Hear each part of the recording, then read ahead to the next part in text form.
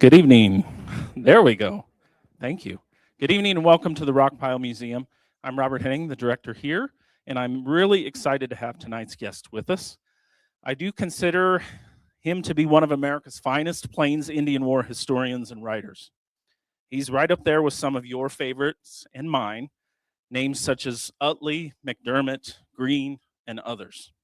Paul Hedren retired from a 37-year career as a National Park Service historian and superintendent, and he served at many of the sites he writes about, including Fort Laramie and Fort Union. As a lifelong student of the Great Sioux War and a prolific writer, Paul has received numerous honors, including a Spur Award, a Western Heritage Wrangler Award, and the prestigious Word Sender Award from the John G. Neihart Foundation. A firm believer in the notion of landscapes as books, Hedren can commonly be found exploring the trails, battlefields, back corners, and sacred sites of that intriguing 1870s Indian War.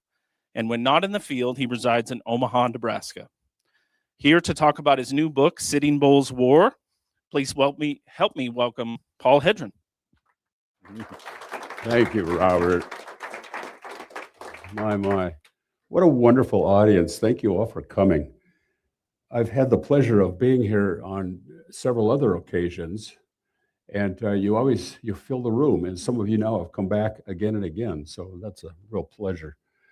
I like doing these book talks, these book events. I was sharing with several of you earlier that I have writer friends who they like writing them. They like researching and the process and publishing and getting the book out, and then just are afraid of standing in front of audiences.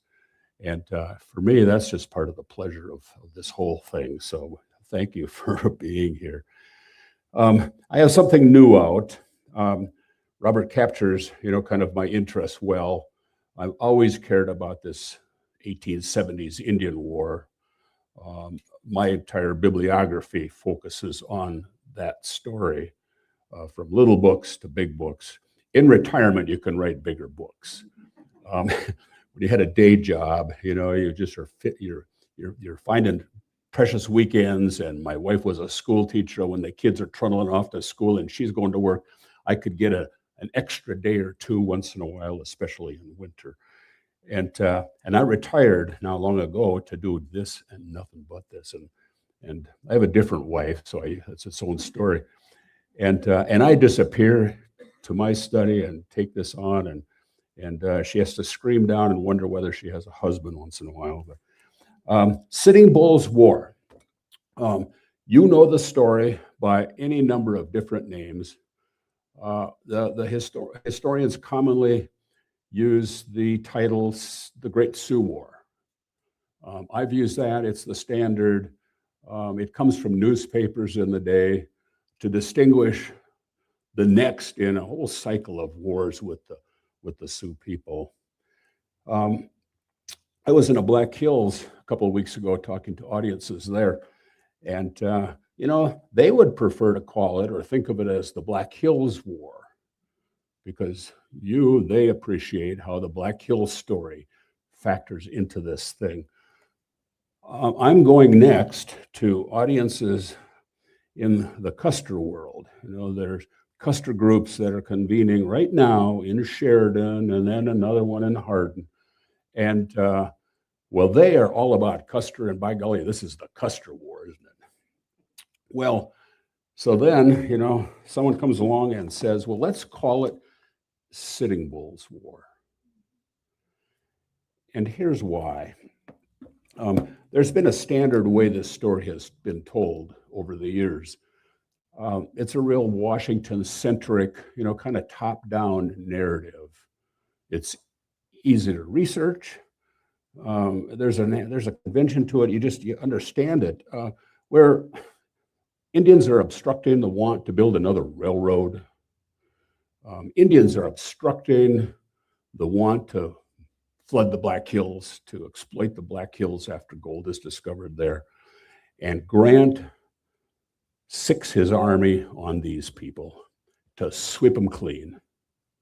Get them off this prairie, stop this hindrance. They call them the hostiles.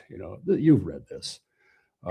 that's the story. That's the standard way this story has been told forever and a day. I set my other books up telling you virtually the same thing, with a real focus on the commanders, the company commanders, all those battles, all the casualties. We know those poor soldiers and where they died, and we know where those poor soldiers are buried today. There's always an enemy, and historians know how to put names to that enemy. Well, they were Sioux people, and they're led by Crazy Horse, and they're led by Sitting Bull or Dull Knife or Little Wolf. And never once, not typically in that literature, did anybody really dig any deeper into it more than that superficiality? And that's just been the nature of literature for a long, long time. When I did the Powder River book, I determined to do something just a little different. And half of the book, you've seen it, most of you have read it, I suspect. Half of the book is devoted to the Cheyenne people and how they, did I lose our mic? And how they, how are they out here? Why are they out here? And what brought them to that place on the 16th of March to be struck by soldiers the next day? And then I trail those people away from there. I mean, what a mess for those people. And to their aligning with eventually Sitting Bull. Half of the book is that story. When I did the Rosebud book, it picks that story up and brings those people, as they just grew stronger and stronger and stronger by number, fully committed to retaining an old way of life, to Ash Creek, Reno Creek, on Rosebud Creek, and rising up and coming out and striking Crook as he is moving north, attempting to strike him again. Great battle, anniversary, 150th anniversary yesterday. Well, it occurred to me that, and half of the book is the Indian story, the Rosebud book. It occurred to me that, well, where is the rest of the story? And there is Sitting Bull's War. It's not a bicultural history like these other ones are. It's a singular history. As I'm prone to say, it's a history of a war told through Indian eyes and with Indian voices, because Indian voices resonate on almost every page. And you can do that, and I'll explain how. It's the full story of a war. It's a larger story of a war. It's a 10-year story of a people committed to a life on the plains. These are Buffalo people. They were not mostly treaty people. This is a story that follows the Bozeman Trail War and that treaty. And some of those people were, readily aligned with agencies in Dakota or in the Pine Ridge country eventually. And then there were, however, just as many people out here, nothing to do with that. They were just, this is where they wanted to be, and this is where they were going to stay. And there's the setup to a story. In the opening, I introduce you to these people, just who are the Lakota people. You dig slightly into it and you discover Southern Lakota people and there's Northern Lakota people. The 7 bands, the 7 Oyats of the Teton Sioux, or the Western Sioux. I introduce you to the Cheyenne people. Where did they come from? And what's their allegiance to this country and to the Lakota people, especially the Oglala people?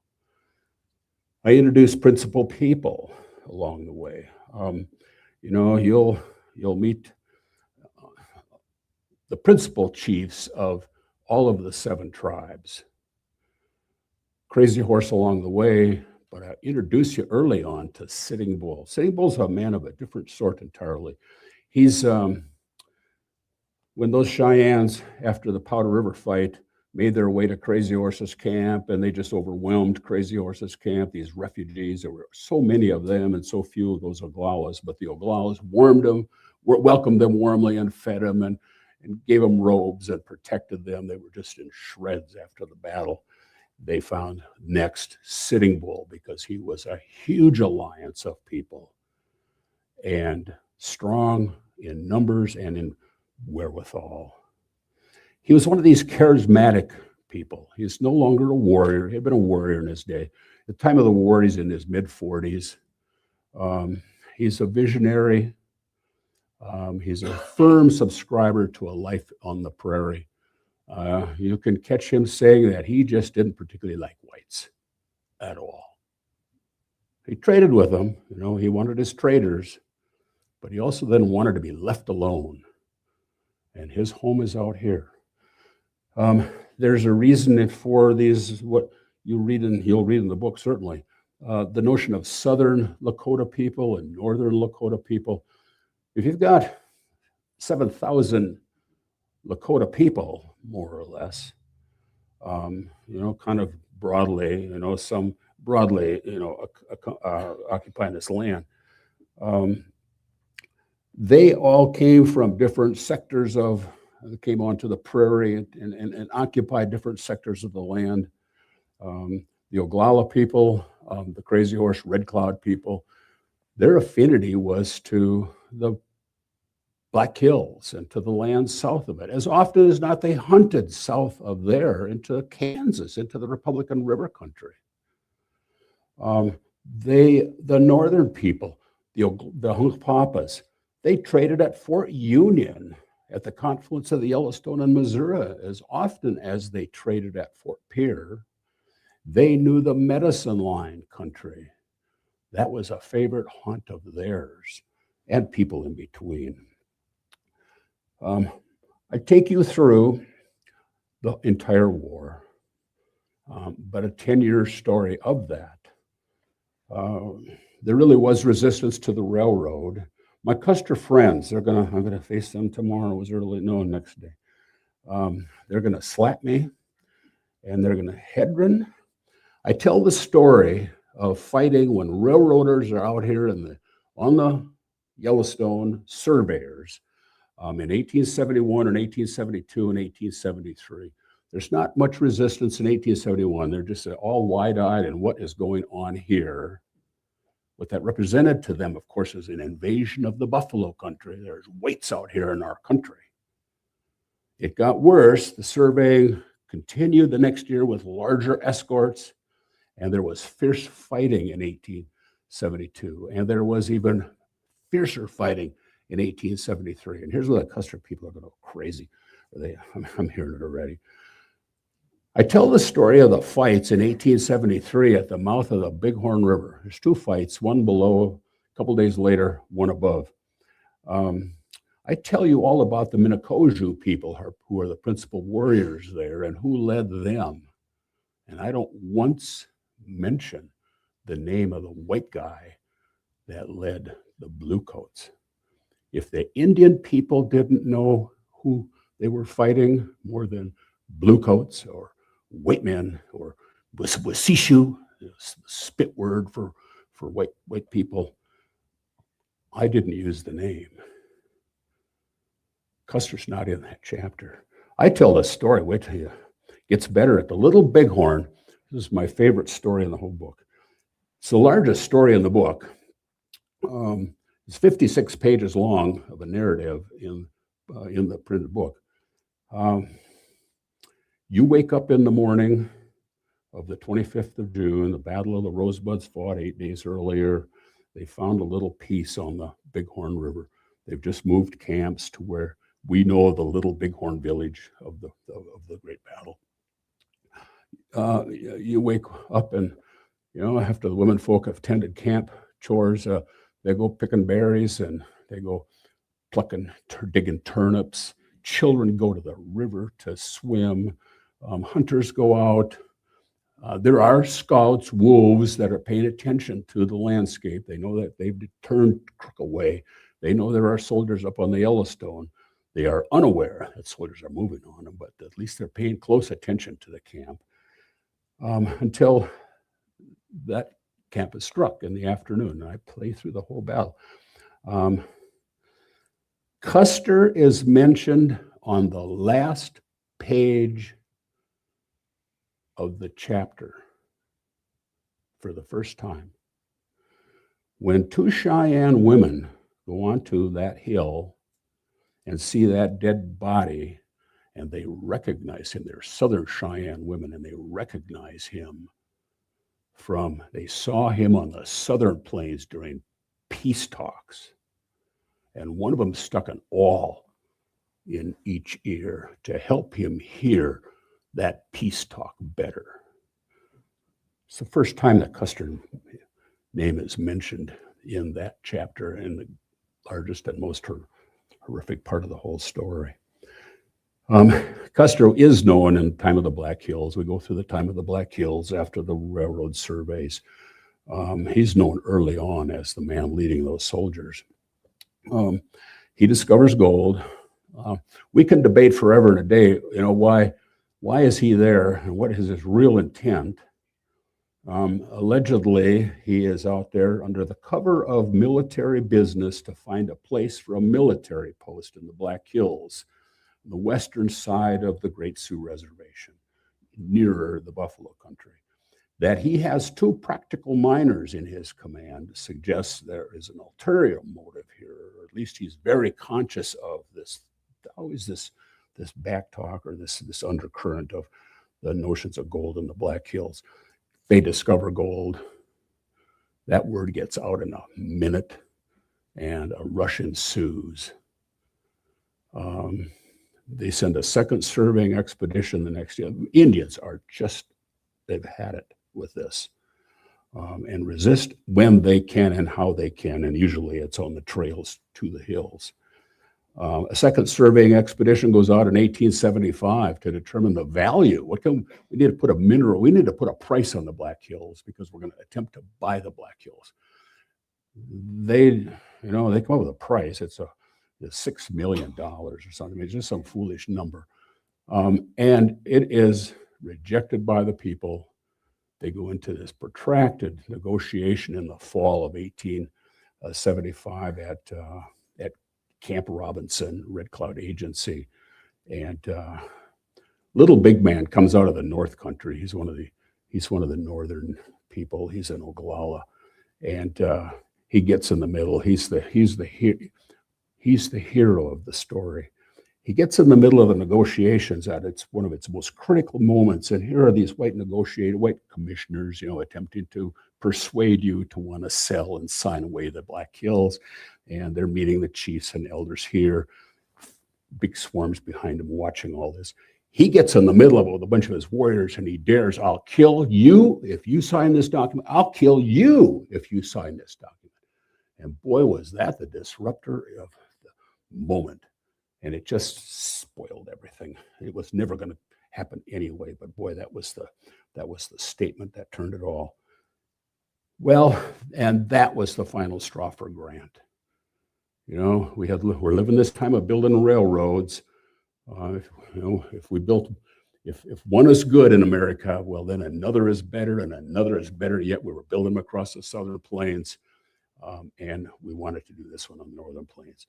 Disrupt the Black Hills or don't allow that rush to legally proceed. They didn't do anything to stop it, but they didn't have any legal right to encourage it or enable it. And that's what turned Grant onto this thing and sends his generals.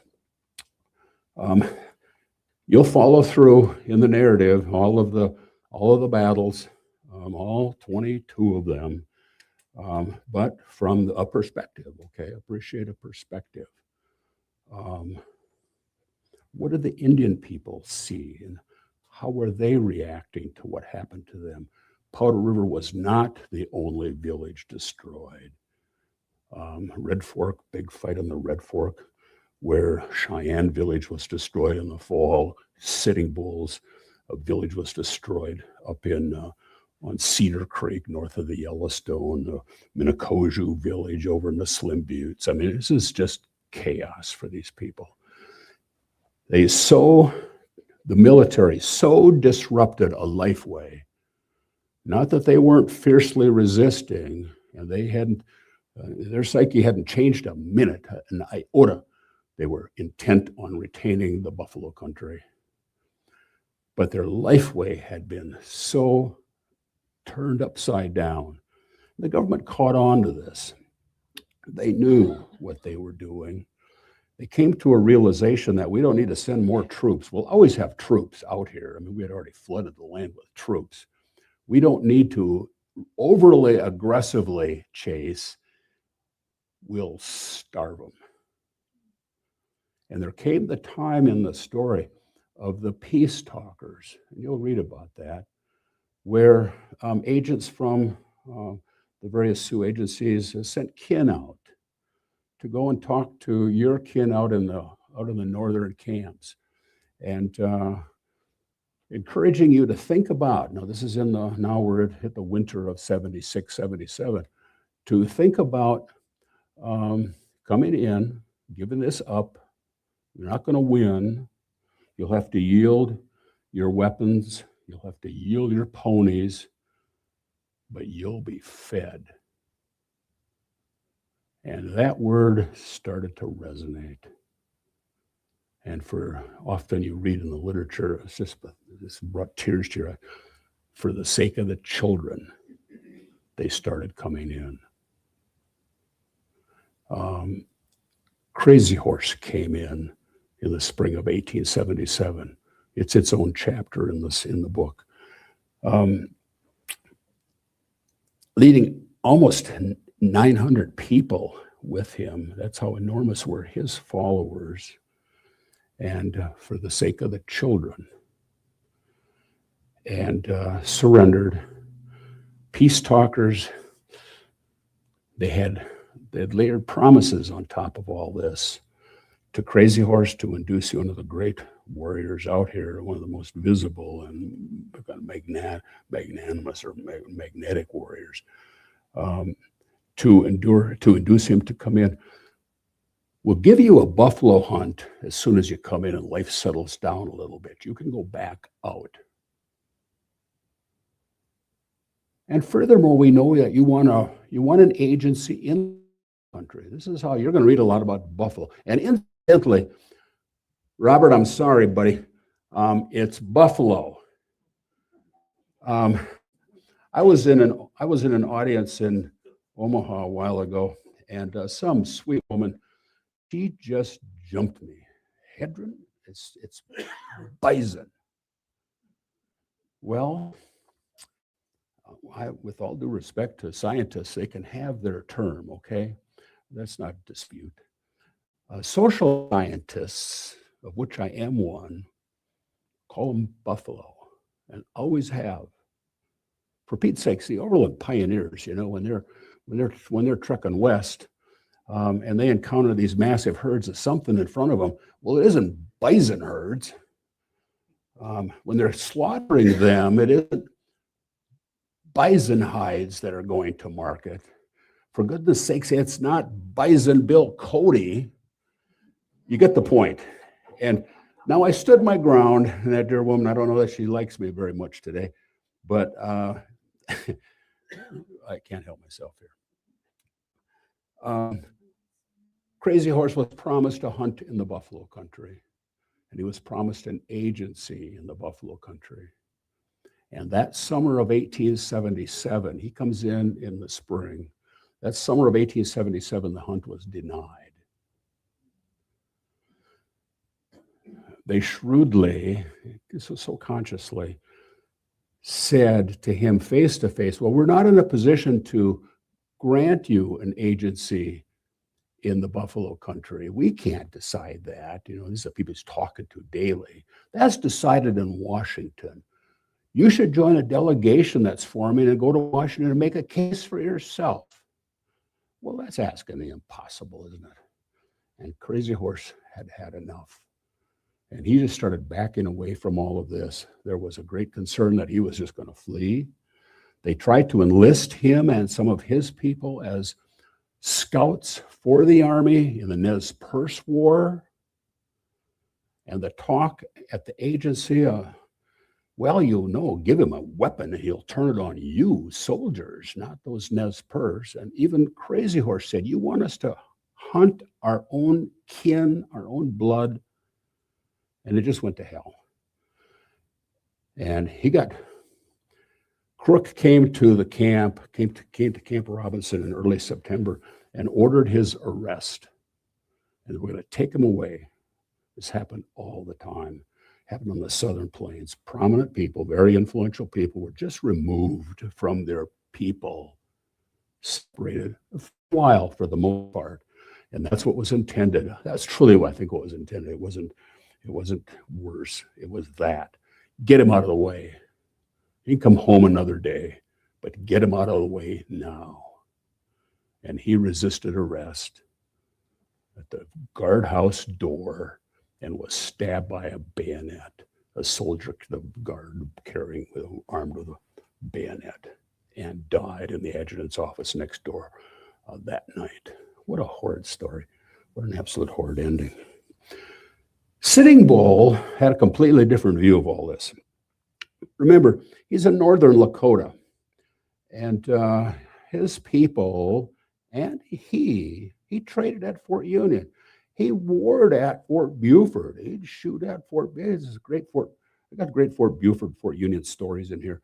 He knew that North Country. He knew the Missouri country and its upper reaches, and he was already counseling, as you know, after the Little Horn, and they just knew that the press became so aggressive on the Army side. He started counseling the people before they broke apart. We should go to Canada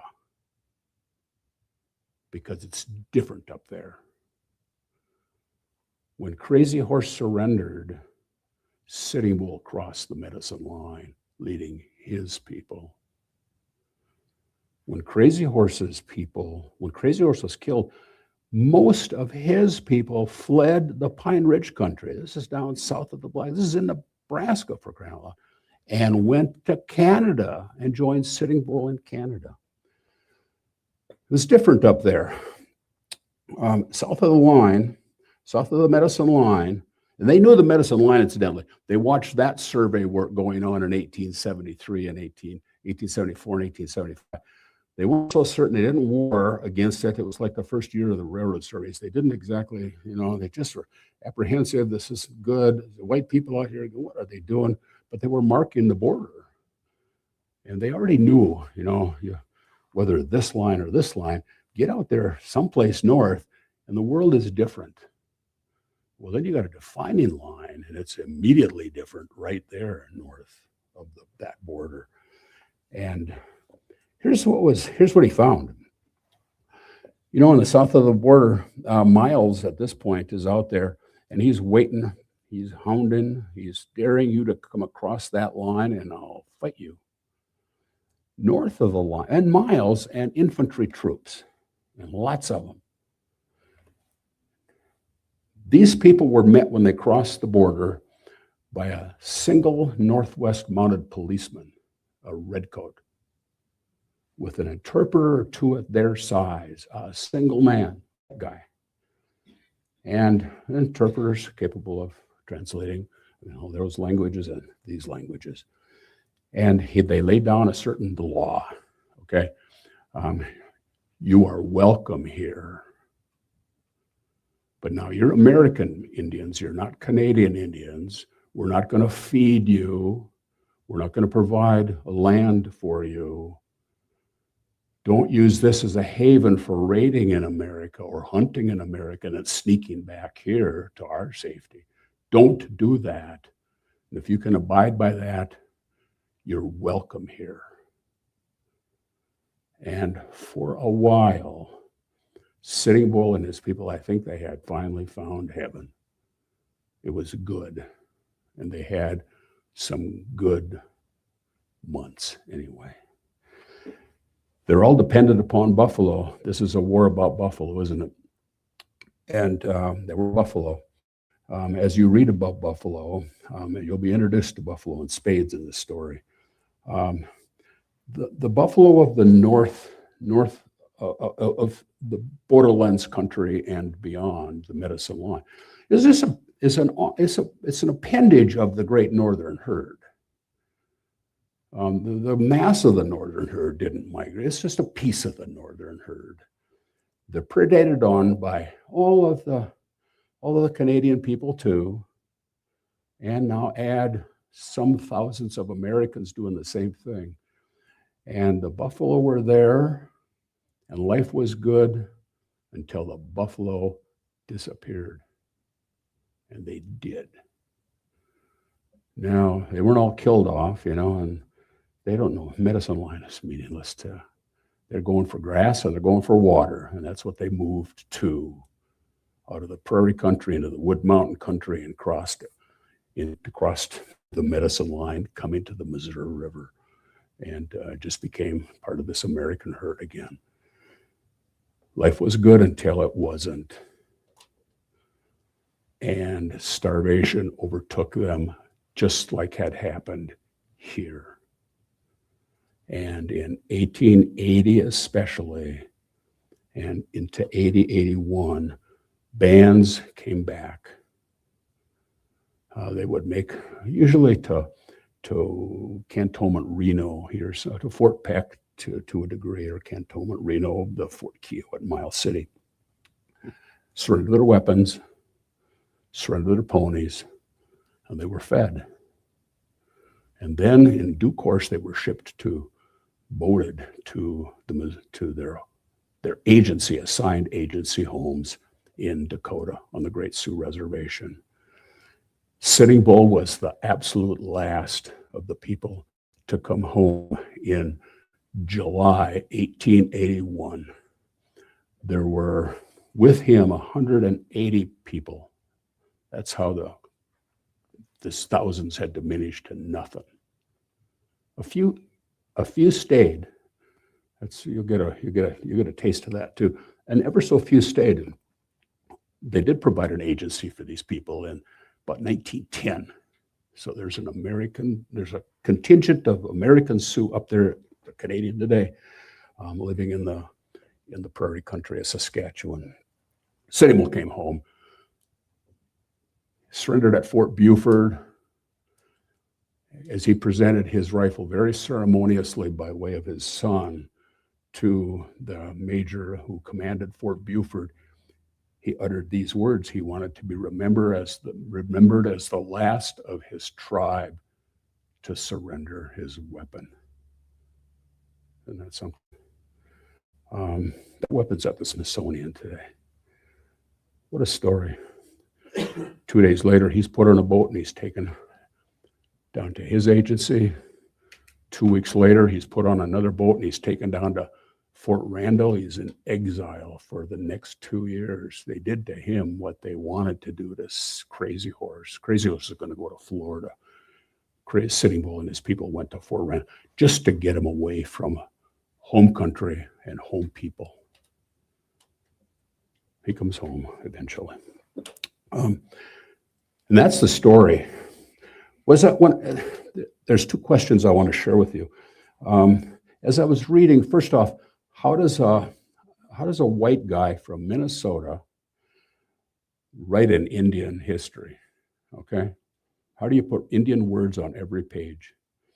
And I have to explain that. And I've had a good time with my Indian friends telling this story.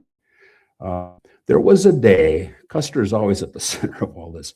There was a time in our history when people obsessed over killing Custer more than they do today. They wanted to understand, how could this is the great cavalry commander, one of the best in the country, one of the best in the army, how could this possibly have happened? Well, all of Custer's contingent, they were all killed at the Little Horn. The people that watched it, did it, are on the reservation today, then, and they were sought out and induced to talk. And some were really willing to talk. And some were not willing to talk to you, but they were okay to talk. They'd all talk to you another time. That stuff survives. I found so much of that stuff. I couldn't use half of it. There is that richness. And if Custer drove the obsession, what you got when you talked to an old long hair was that story. The rest of this, here's what I was doing that summer. Here's what I was doing the year before. Here's what happened to me afterward. It's all in these narratives. The richness of this stuff is just incredible. I was also, in combat, if a soldier, when he expends a cartridge in his weapon in a battle, he's got 40 more of them on his belt, or 20 in his cartridge box, or in a box in his haversack, or a box in his saddlebags. And when those are consumed, there's a packed train with ammunition behind him. And when that's consumed, there's a wagon train of this stuff behind them. That's the way the Army worked.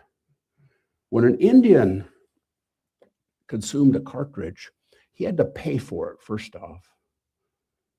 To get a bundle of cartridges, it cost you probably a robe, it cost you a fur, it cost you something. And when you shot a cartridge, where did your next cartridge come from? And I was really interested in that. And boy, did I find some stuff. The Sitting Bull people, most particularly since they're northern people, they confronted the Métis people all the time in life on the prairie, in the buffalo country. The Métis people are French Canadians married to mostly Plains Cree people in Canada. And for the longest while, they were Red River people. And then in troubles in Canada, they became prairie people in Canada. And they were dependent upon, for their livelihoods, buffalo too. And where's the best place to hunt buffalo was down here. And that's how the Sioux people were always in contact with the Métis people. And you didn't like them until they became your best friend. You didn't like them because they hunted buffalo differently. Indian people hunted buffalo for the sake of, it's a manly thing to do, and you're feeding your family, and you're putting in provisions you're putting in a stock of dried meat over the long haul for the next bad winter. The Métis people, they'd come onto a herd of animals and they'd kill them all, calves to everything, and they'd render the fats, they'd collect the meats. If we were in season, the furs had a value. If we were out of season, the furs had no value or were discarded. They processed that meat and it became pemmican, and it went into the Canadian trade. It was a vital ingredient in the Canadian trade. Well, that just was terribly irritating to American people who lived a different life, American Indians, and this is a great threat to our herds and to our lifeway here. Until the Métis people also didn't like American soldiers and didn't like the American politics and were threatened also by this railroad. They didn't want that either because they knew that was crossing buffalo country, and started providing wise counsel to American Indians. Here's a way to resist, or you ought to resist, and we can help you resist. And they became arms traders, and were aggressive arms traders. And to the great bane of the American government, there are these Métis, this is going on. There was arms trade at all of the agencies. It was banned officially during the course of the war. The licensed traders couldn't do it. But on the margins of every one of the agencies, there were characters that weren't licensed traders and were just doing business on the side. And they were glad to do business with anybody. Or you'd come to an agency, and many of these northern people would come to an agency. I mean, they came to like American things too, foodstuffs particularly, but that's still a source of tools and whatnot. And they'd trade with their kin who could get that stuff, and kind of relatively legally. They had to hunt too, so they had access. They just deal with my kin.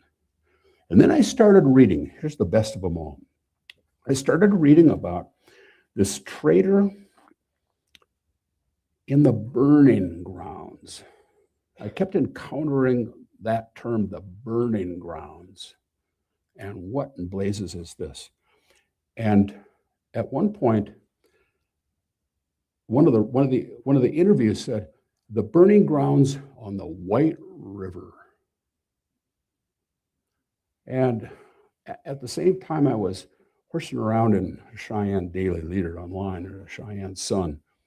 And I started putting, you see a story. For instance, in June 1876, Spotted Tail goes to Cheyenne. And he is regaled at the opening of a business. He's the illustrious visitor guest at this opening.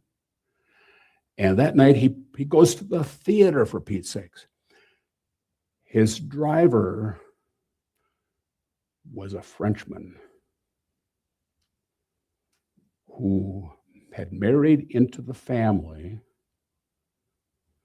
And this, as a kid, grows up in Canada.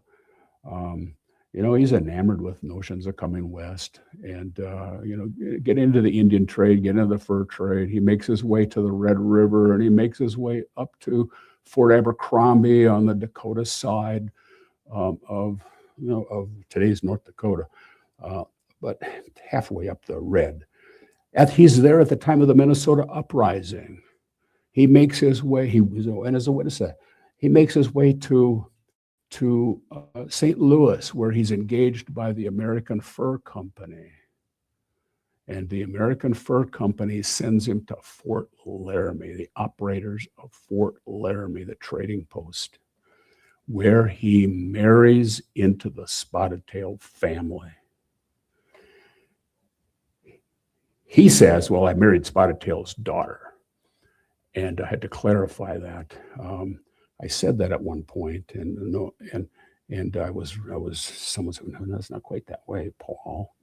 And then I looked some more, and then he married actually Spotted-tail's brother's daughter, Spotted-tail's niece. And then I was reminded that in Indian culture, of course, you marry into the family. Well, everybody's your aunt and uncle and grandfather. And so he was right and everybody's right here. When Spotted Tail goes to Cheyenne, this man, Boucher, is his driver. And Spotted Tail's getting a ton of attention in the Cheyenne newspapers for being there. On their way home, they pass a roadhouse north of Cheyenne, halfway between there and Fort Laramie.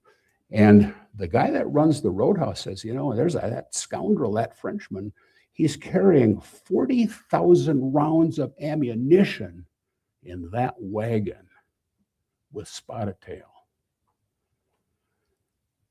They stop at Fort Laramie, and Spotted Tail collects the scaffolded remains of his daughter. And they put that scaffold on the top of these cases of ammunition, and they go home. The Black Hills Pioneer picks up the story, that's their newspaper, Deadwood newspaper, of this scoundrel Boucher carrying ammunition to the north and trading with the Indian people. And, well, holy crap, what a story. You've been to the Museum of the Fur Trade. I hope you've all been there. The back of where they've reconstructed the little trading post that was Bordeaux's trading post, lavishly restored. It's a beautiful little thing. The museum's a wonderful thing. The last operator, Boucher, leaves that place about 1872, and he takes up residence at Fort Randall. That place is occupied by Boucher, conveniently apart from the two agencies, just kind of, he's one of these rogue guys out there in the middle of no man's land, nobody exactly paying attention to him. Well, the burning grounds. On the White River, in the proximity of a guy who apparently is a traitor.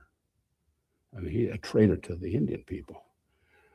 A pal there, and I was out there one day in the middle of the project, and I said, you know, Randy, we're going to go and find the burning grounds. It's got to be just straight north of us, just a little bit. It's got to be here on the White, and it's got to be in the proximity of this trading post. This was his home, and we found it.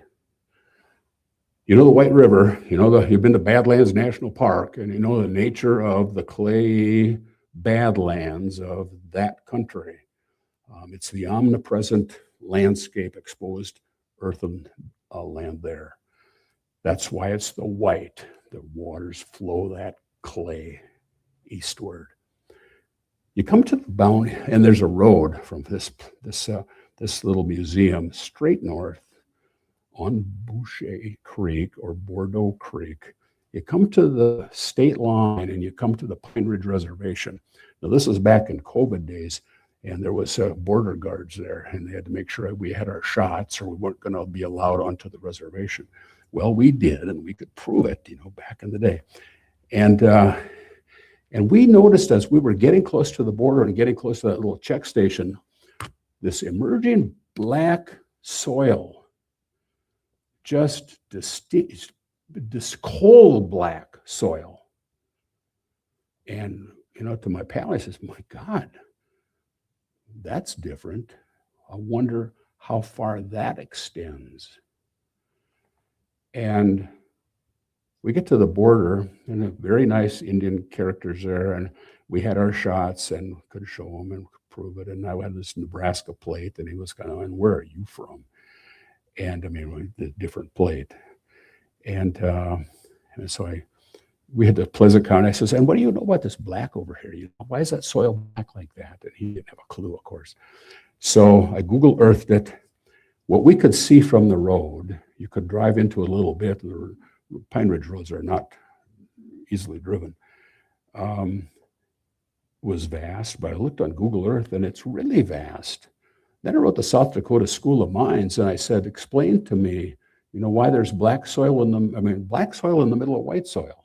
And it seems to stretch by Google Earth for miles and really spread out. And I got a geologist's lecture on the nature of black and white there, and it was mystifying language to me.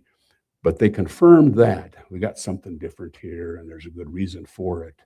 And what it means to me is, there's the burning grounds. Here's a white guy has given up his soul for the Indian people. He's married into the family. He's raising mixed blood children himself. What a story. I looked as well for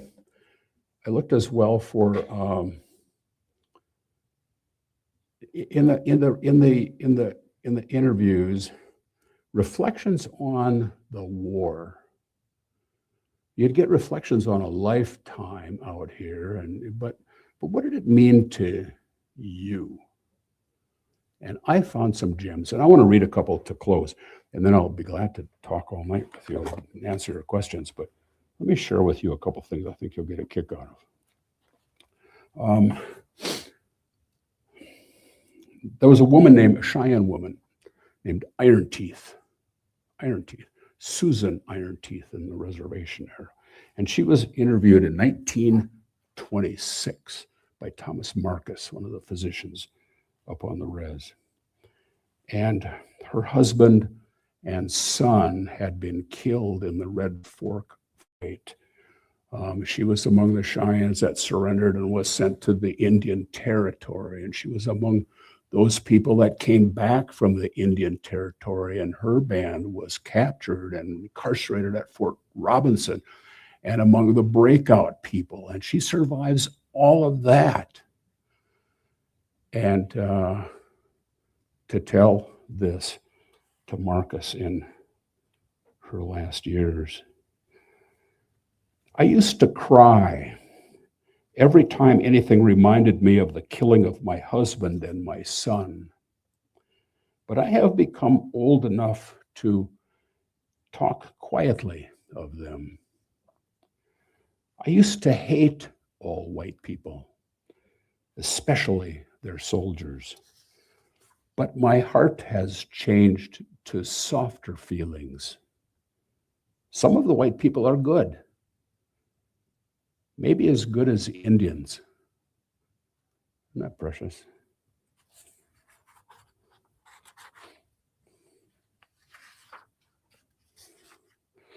Gall, I got a great little quote from Gall. Gall was, he's Uncle Papa. He's one of Sitting Bull's chief allies, chief lieutenants. He's on Last Stand Hill, had much to say about that. Survives it all. He comes back to Fort Custer on the 10th anniversary, 1886, on the 10th anniversary of the Little Bighorn fight. He's a talkative man, and he had warmed to whites, and so thus he had been invited back, and he wanted them to tell. They wanted him to tell of his experiences on the field and what did you know about the killing of Custer. Upon arriving at Fort Custer at the start of the affair, Gall, alighting from the carriage delivering him from the Yellowstone River Railroad Station, stepped several paces away, sat down in the grass, and gazed long and intently at the surrounding hills and mountains. He then rose from his contemplation and remarked to an interpreter, "When I look at this country, which was mine so long, where the game was plentiful and where was the glory of constant war between white men and Indians, I feel like a woman." Now, his pain is wrenching. This was a great warrior in his day, and the world had changed. And then there's this. There were a handful of Arapaho warriors at the Little Horn, nestled in the Cheyenne Circle there, just 5 of them. And they were interviewed by Colonel Tim McCoy in 1919. He was the adjutant general of your state in 1919. I met Colonel Tim McCoy at Fort Laramie in 1971. In 1919, he interviewed Left Hand, one of the Arapahos nestled in the Cheyenne camp, who told the colonel a story that ended with this perspective that I think speaks volumes for people like him.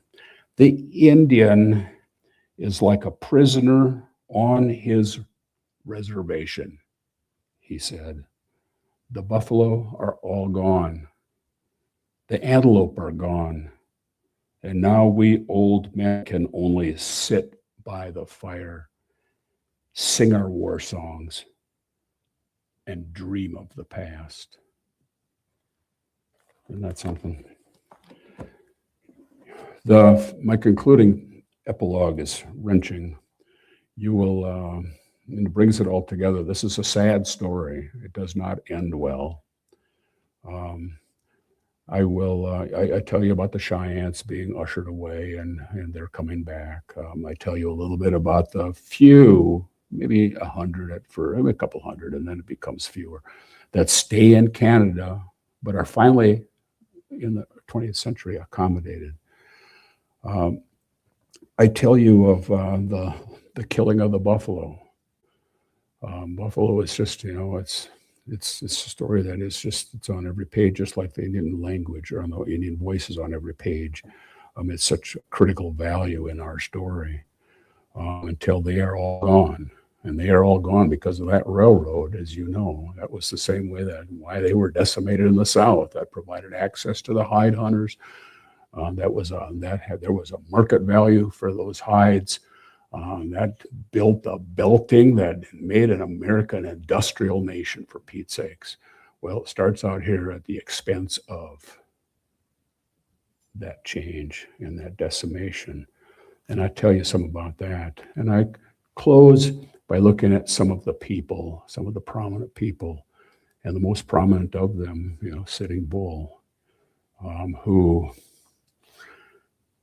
he's released from Fort Randall in 1883.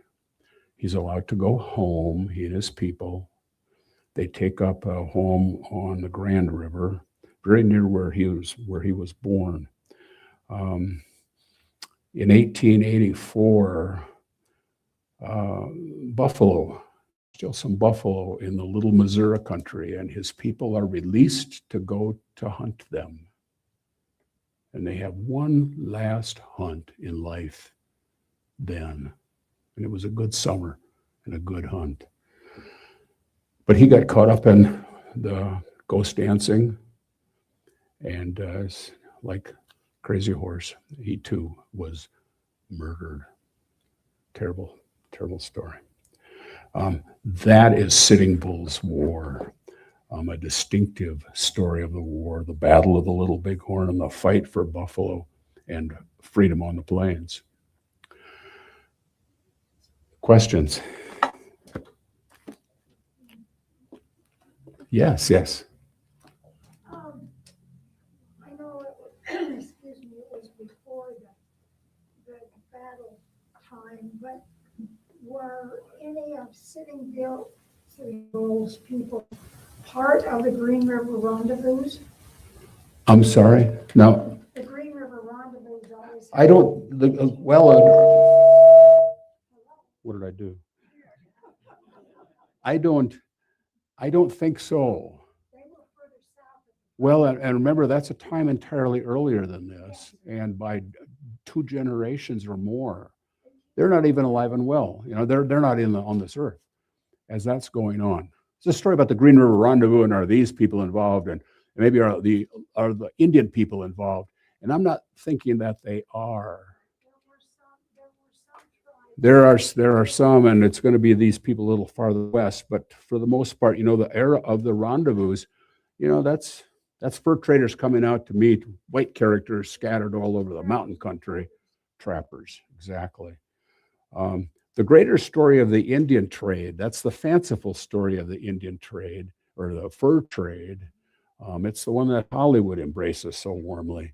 The greater story of the Indian trade is, kind of this business of agency posts or fur posts in Indian country or on the margins of Indian country, providing white goods for furs. Furs of all sorts had a value. Buffalo robes had the greatest value, and they were robes, not hides, of this later era. These are tanned by Indian women.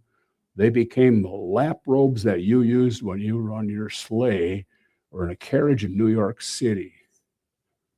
And that was of such a high value that when they disappeared, there were commercial producers of fake buffalo robes for lap robes, so you still had something covering your legs and body when you're in a carriage. Just a different time. Oh heavens, yes, of course. Second weekend now. It used to be 2 days, and now it's 5. Well, up at Fort Union, when in my days there, they still have it. It's there. This is their weekend for it. They have an annual rendezvous. They never had rendezvous up there per se. They did have people come and gather all summer long, but rendezvous is just kind of one of these catch. Yeah, of course. Yep.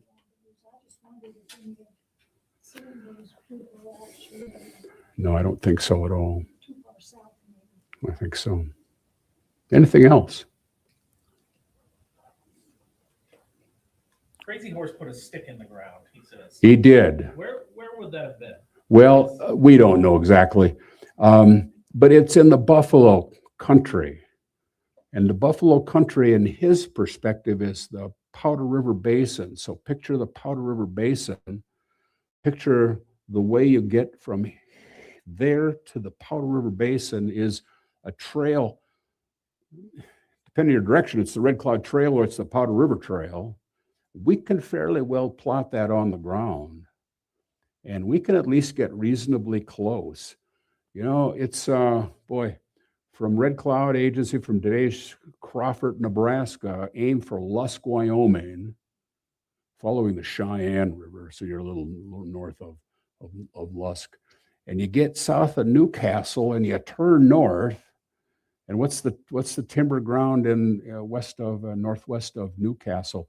Passing through that country and coming to branches of the Powder River, and on into this country. And so you can plot it pretty well, and it's going to be on the. I'll bet you it's on the east fork of the Powder River. Take that to its headlands, and there, or before you hit the trees, down by Sundance, someplace like that. I'll bet you. But we don't know. But on his way home, I mean, this is such an important thing for him. I think it was the ultimate final inducement. We'll give you an agency, promise you an agency in the Buffalo country. And he stuck a stick in the ground saying, here's where I want my agency. Well, and government knew that was never going to happen, and they could not induce him to go to Washington, D.C., for heaven's sakes. Other questions? Well, thank you very kindly. You're such a wonderful audience.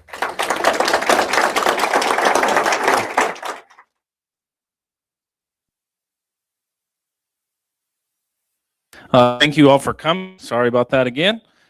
Please stay. Paul has books on the table there. He's got, of course, Sitting Bull's War, a few copies of Powder River and Rosebud. So you can grab those. He'll sign them, of course, for you. Grab some refreshments. And on your way out, grab a flyer for our upcoming events. Lots of great things coming up. Related events, of course. We have in September, we're going to, with our Crow friends, do a bison dinner. And they're going to bring some teepees down. We're going to set up teepees. We're going to have some dancing and singing and learn a little bit more about their culture. And location for this is yet to be decided. We would love to be out there in the Powder River Basin in a historic place to kind of have this immersive dinner. So stay tuned for that. September 16th is the date we're looking on for that. And then if you haven't seen it, check out our bison exhibit in here. You'll see some wonderful historic engravings of buffalo exhibit in here. It's called These Noble Brutes. We'll just call them brutes. These Noble Brutes. But thank you again for coming. Thank you, Paul. Have a good evening.